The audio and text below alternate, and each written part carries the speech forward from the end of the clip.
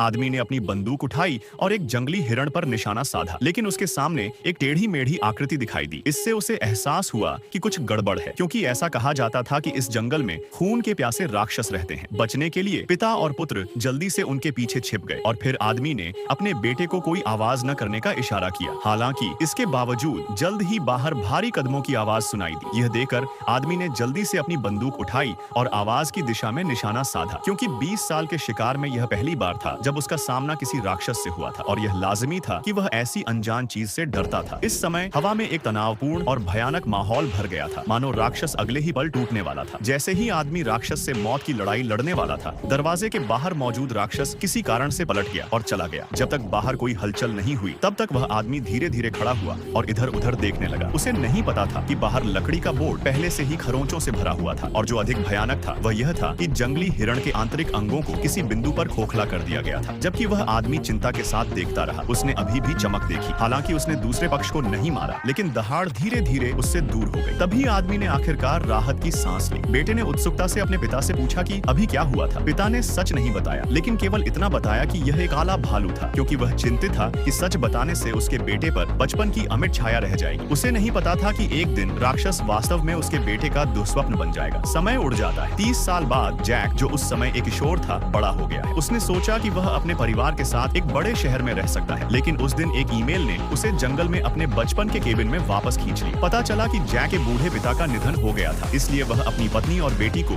गर्मियों की छुट्टियों में वापस ले गया। पहाड़ के रास्ते में जैक की मुलाकात एक बूढ़े पड़ोसी से हुई, जिसे उसने दशकों से नहीं देखा था। यह जानने के बाद कि पड़ोसी भी घर जाने के लिए पहाड़ पर जाना चाहता था, जैक ने उसकी मदद करने की योजना बनाने में संकोच नहीं किया। अप्रत्याशित रूप से इस समय एक दुर्घटना हुई। सौभाग्य से कार को आखिरकार एक बड़े पेड़ ने रोक दिया और परिवार बीच हवा में फंस गया। पड़ोसी कार का दरवाजा खोलकर निकलना चाहता था, लेकिन गलती से जमीन पर गिर गया। यह देखकर जैक को अपनी पत्नी और बेटी को कार की छत पर चढ़ने देना पड़ा। अप्रत्याशित रूप से इस समय अचानक एक कम दहाड़ आई और फिर उसने रियर व्यू मिरर में राक्षस की आकृति देखी। इससे पहले कि वह प्रतिक्रिया कर पाता, एक हाथ ने अचानक कार का शीशा तोड़ दिया और उसका हाथ राक्षस द्वारा खरोंच दिया गया। अगले सेकंड जमीन पर पड़ोसी को राक्षस ने खींच लिया। यह महसूस करने के बाद कि यहाँ लंबे समय तक रहना उचित नहीं था, जैक जल्दी से कार की छत पर चढ़ गया और 7 मीटर तक बचाव किया। सौभाग्य से पुराना घर पास में था, लेकिन इस समय राक्षस की कम दहाड़ फिर से आई। बचने के लिए परिवार केवल हताश होकर भाग सकता था। वे राक्षस द्वारा पकड़े जाने से ठीक पहले घर में छिप गए, लेकिन राक्षस पहले ही दरवाजे पर आ चुका था। दरवाजे पर पागल दस्तक सुनने के बाद परिवार तुरंत भयभीत और कांप उठा। सौभाग्य से जैक ने अपने शरीर के साथ दरवाजा अवरुद्ध कर दिया, जिसने राक्षस को बाहर से अलग कर दिया। जब बाहर कोई हलचल नहीं हुई तो जैक धीरे धीरे घर के तहखाने में आया, अपने पिता का डीजल जनरेटर पाया और घर में रोशनी चालू कर दी। हालांकि संकट